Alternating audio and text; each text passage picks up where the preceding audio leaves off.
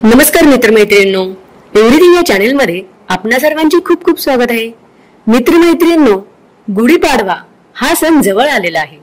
आपण या सणाबद्दल आज माहिती पाहूया.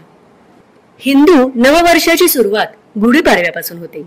विशेषतः महाराष्ट्रात गुढीपाडव्याच्या सणाचा मोठा उत्सव पाहायला मिळतो. गुढी म्हणजे विजय पताका. गुढीपाडव्याच्या दिवशी मांगल्याचे प्रतीक म्हणून घरोघरी गुढी उभारण्याची परंपरा आहे. यासह घराबाहेर रांगोळ्या काढणे आणि घर सजवण्याची परंपरा आहे. हिंदू दिनदर्शिकेनुसार गुढीपाडवा हा 3.5 शुभ मुहूर्तांपैकी एक मानला जातो. यंदा हा सण रविवारी 30 मार्च रोजी साजरा होणार आहे. हा दिवस मराठी नववर्षाची सुरुवातही मानला जातो. यामुळे गुढीपाडवा हा सण कशा प्रकारे साजरा केला जातो, त्याचा शुभ मुहूर्त काय, तिथी काय आणि महत्व काय हे आज आपण जाणून घेणार आहोत. यंदा चैत्र महिन्यातील प्रतिपदा तिथी 29 मार्च रोजी संध्याकाळी 4:27 सुरू होणार असून ती 30 मार्च दुपारी 12:39 पर्यंत असेल. अशा परिस्थितीत उदय तिथीनुसार 30 मार्च रोजी गुढीपाडवा हा सण साजरा केला जाईल. हिंदू दिनदर्शिकेनुसार गुढीपाडव्याचा शुभ मुहूर्त 30 मार्च रोजी सकाळी 4:41 पासून ते सकाळी 5:27 पर्यंत आहे. अभिजात मुहूर्त दुपारी 12:01 पासून ते दुपारी 12:50 पर्यंत असेल. विजय मुहूर्त दुपारी 2:30 पासून ते दुपारी 3:19 पर्यंत असेल. शोधिली मुहूर्त संध्याकाळी 6:37 पासून ते 7 वाजेपर्यंत असेल. गुढीपाडवा हा 3.5 मुहूर्तांपैकी असल्याने या दिवशी जरी शुभ मुहूर्तावर पूजा करता आली नाही तरी तुम्ही संपूर्ण दिवसात कधीही पूजा करू शकता. गुढीपाडव्याचे महत्व. महाराष्ट्रात गुढीपाडव्याचा सण मोठ्या उत्साहाने साजरा केला जातो. लोक या सणानिमित्त पहाटे लवकर उठून स्नान करून मग दारासमोर गुढी उभारतात व त्याची पूजा करतात. काठीवर तांब्याचा लोटा उलटा आणि त्याखाली लाल पिवळे भगवे रेशमी कापड बांधले जाते. फुलांच्या माळा आणि आंब्याच्या पानांनी सजवले जाते. यासह साखरेचे तोरण आणि कडुलिंबाची टाळ बांधली जाते. या निमित्ताने घरासमोर फुलाचे तोरण, रांगोळी काढली जाते. घराबाहेर बांधलेल्या गुढीमुळे नकारात्मक शक्ती रोखली जाते असे मानले जाते. गुढीपाडवा हा सण 3.5 मुहूर्तांपैकी एक असल्याने या दिवशी लोक नवीन घर, गाडी किंवा नव्या कामाची सुरुवात करतात. काही अभ्यासक मानतात की मध्ययुगात आश्विन शुद्ध प्रतिपदेला नवीन वर्ष सुरू होत असे. पहिलं धान्य हाती आलेलं असे. शरद ऋतूचा आल्हाद सर्व दूर पसरलेला असे. झेंडूच्या फुलांनी परिसर पिवळ्या आणि केशरी रंगात न्हावून निघाला असे. अशा वेळी नवीन वर्षाचे स्वागत होत असे. आंध्रभूत्य म्हणजे आंध्र प्रांतांचे सम्राट सातवाहन यांनी महाराष्ट्रावर विजय मिळवला.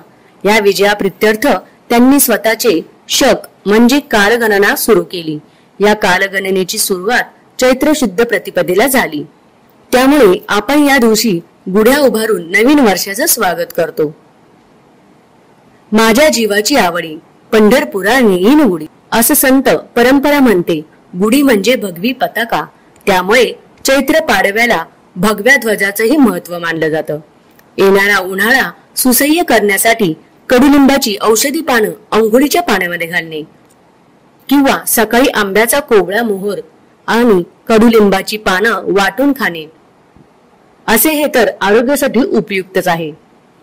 वेळूच्या काठीला वस्त्र नेसवून त्यावर कळश पालथा करून घराघरांवर गुढ्या उभारतात. त्यावर लहान मुलांना हमखास प्रिय अशी साखरेची गाठी माळ घातली जाते. बत्ताशा किंवा अशा साखरेच्या गाठी या सुद्धा उन्हाळ्यात तहान भागवण्यासाठी आहेत. वनवास संपून रावणावर विजय मिळवून राम, सीता आणि लक्ष्मण अयोध्येमध्ये परत आले. या सुजनांनी दृष्ट प्रवृत्तीवर मिळवलेला विजयच होता. त्यांच्या आनंदात अयोध्येत घरोघरी गुढ्या उभारल्या गेल्या. अशी गुढीपाडवा सणाबद्दल आख्यायिका आहे. ज्योतिषशास्त्राने 7 संवत्सरांचं चक्र मांडलं आहे. दरवर्षी गुढीपाडव्याला जे वर्ष सुरू होते या प्रत्येक वर्षाला एक नाव दिलेलं आहे. उदाहरणार्थ मागील संवत्सराचं नाव विकारी असं होतं, तर या वर्षी सुरू होणारं संवत्सर आहे शार्वरी नावाचं. संपूर्ण भारतातच प्रत्येक राज्यात आपापला नवीन वर्ष सुरू होतं. बंगालमध्ये पहिला वैशाख असतो, तर पंजाबात बैसाखी. भारत हा कृषी प्रधान देश आहे, त्यामुळे नवीन पीक हाती आलं की आनंद साजरा करत हे आपल्या मातीशी नाळ जोडलेलं आहे. एका कथेनुसार शंकरांची लग्न पाडव्याला ठरले आणि तृतीयेला झालं होतं, म्हणूनच या दिवशी आदिशक्ती पार्वतीची देखील पूजा केली जाते. गुढीपाडवा हा महाराष्ट्राचा महत्वाचा सण आहे. साहजिकच या नवीन वर्षाचे स्वागत पारंपरिक वेशभूषेने केले जाते. महिला गुढीपाडव्याच्या दिवशी वेगवेगळ्या प्रकारच्या साडी परिधान करतात. शक्यतो महिला या दिवशी खास करून नऊवारी साडी, नथ, ठुशी असे पारंपरिक दागदागिने घालतात, तर पुरुष मंडळी धोती, सलवार, कुर्ता असे पारंपरिक पेहराव करतात. हिंदू धर्मातील कोणत्याही सणाचे स्वतःचे महत्व असते आणि ते लोकांना नीट समजून घेणे आवश्यक आहे. इंग्रजी सभ्यतेच्या जाळ्यात अडकून कुठेतरी आपण आपली प्राचीन व पुरुषी संस्कृती विसरत चाललो आहोत.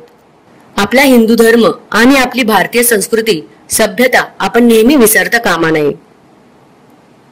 शालिवाहन नावाच्या कुंभाराच्या मुलाने मातीचे सैन्य तयार केले आणि त्यावर पाणी शिंपडले, त्याला जीवन दिले आणि प्रबळ शत्रूचा पराभव केला. त्याच्या विजयाच्या अपेक्षेने शालिवाहन शक सुरू झाला. त्यावेळी संपूर्ण हिंदू समाज बेहोश झाला होता. गुलामगिरी इतकी मादक बनली होती की ती भूतकाळाची गोष्ट बनली होती. समाजात क्षेत्रतेज संपले होते. शालिवाहनने आपल्या सामर्थ्याचा विसर पडलेल्या समाजात आत्मविश्वास आणि सशक्तीकरण निर्माण केले. त्याच दिवशी रामाने बळीचा पराभव करून दक्षिणेतील लोकांना शांत केले. यावेळी सर्वांनी ध्वजारोहण करून आनंद साजरा केला. असेही मानले जाते की लंका जिंकून श्रीराम अयोध्येला परतले तेव्हा ध्वजारोहण करून त्यांचे मोठ्या उत्साहामध्ये स्वागत केले. संवत्सर फल म्हणजे काय, तर त्या पाडव्यापासून जे संवत्सर म्हणजे वर्ष सुरू होत असते, त्या वर्षाच्या पहिल्या दिवशी आणि नंतरच्या काही विशिष्ट दिवशी असणारी स्थिती, जसे वार, चंद्र, नक्षत्र, सूर्याचे विविध नक्षत्र प्रवेश इत्यादी संदर्भावरून हे संवत्सर फल दिलेले असते. संवत्सर फलात देशकालांचाही निर्देश असतो, म्हणजे देशाच्या कोणत्या भागात सुख समृद्धी असेल ते संवत्सर फलात त्रोटकपणे सांगितलेले असते. वर्ष प्रतिपदेच्या म्हणजे गुढीपाडव्याच्या दिवशी जो वार असेल त्या वाराचा जो ग्रह असेल तो त्या संवत्सरांचा अधिपती असे मानले जाते. म्हणजे आजपासून सुरू होणारे वर्ष हे जर मंगळवारी सुरू होत असेल तर मंगळ हा त्या वर्षाचा अधिपती असे समजले जाते. 60 संवत्सरांची वेगवेगळ्या पद्धतीने विभागणी केली आहे. एका विभागातील 5 संवत्सरांचे एक युग, अशा पद्धतीने 60 संवत्सरांची 12 युगे मांडली आहेत. तसेच संवत्सर चक्रातील 8व्या भाव नावांच्या संवत्सरापासून विजय या 27व्या संवत्सरापर्यंत 20 संवत्सरांचा स्वामी पालन करता विष्णू आहे असे मानले जाते. ब्रह्मदेवाने पहिली तिथी सर्वात श्रेष्ठ म्हणून घोषित केली. तिला पहिले पद मिळाल्याने ती प्रतिपदा म्हणून ओळखली जाते असे मानले जाते. या तिथीला युगादी असेही म्हटले आहे. या दिवशी उपाध्यायाकडून पंचांग श्रवण करणे म्हणजेच वर्षफळ श्रवण करणे. या पंचांग फळाचे फळ असे सांगितले आहे. तिथीच्या श्रवणाने लक्ष्मी लाभते, वाराच्या श्रवणाने आयुष्य वाढते, नक्षत्र श्रवणाने पापनाश होत, योग श्रवणाने रोग जातो, करण श्रवणाने चिंतितलेले कार्य साधते. असे हे पंचांग श्रावणाचे उत्तम फळ आहे. त्याच्या नित्य श्रवणाने गंगा स्नानाचे फळ मिळते. चैत्र हा अधिक मास असता. काहींच्या मते अधिक मासाचा शुद्ध प्रतिपदेश वर्षारंभाची धार्मिक कृत्ये करावीत, तर काहींच्या मते ती शुद्ध किंवा निज चैत्रांच्या प्रतिपदेश करावी असा मतभेद आहे. याविषयी धर्मसिंधूने निर्णय दिला आहे तो असा: अभ्यंग स्नानादी कृत्ये अधिक मासांच्या शुद्ध प्रतिपदेश करावी. मग गुढी उभारणे, कडुलिंबाची पाने खाणे, पंचांग श्रवण करणे या गोष्टी शुद्ध चैत्राच्या प्रतिपदेश कराव्या. तर मित्रमैत्रिणींनो, अशा प्रकारे गुढीपाडवा हा सण साजरा केला जातो. अशा प्रकारे सर्वांच्या घरी दारोदारी गुढी उभारली जाते, सर्वांच्या दारी रांगोळी काढली जाते. तर मित्रांनो, ही माहिती तुम्हाला कशी वाटली आणि ही माहिती जर तुम्हाला आवडली असेल तर जास्तीत जास्त लाईक आणि शेअर करा. आणि माझ्याकडून सर्व मित्रमैत्रिणींना गुढीपाडव्याच्या खूप खूप शुभेच्छा. तुम्हाला हे नवीन वर्ष खूप छान सुख समाधानाचे जाऊ. चला तर मग मित्रांनो, अशीच विविध प्रकारचे व्हिडिओ पाहण्यासाठी आमच्या चॅनलला लाईक आणि सबस्क्राईब करा आणि बेल आयकॉनला प्रेस करा. धन्यवाद.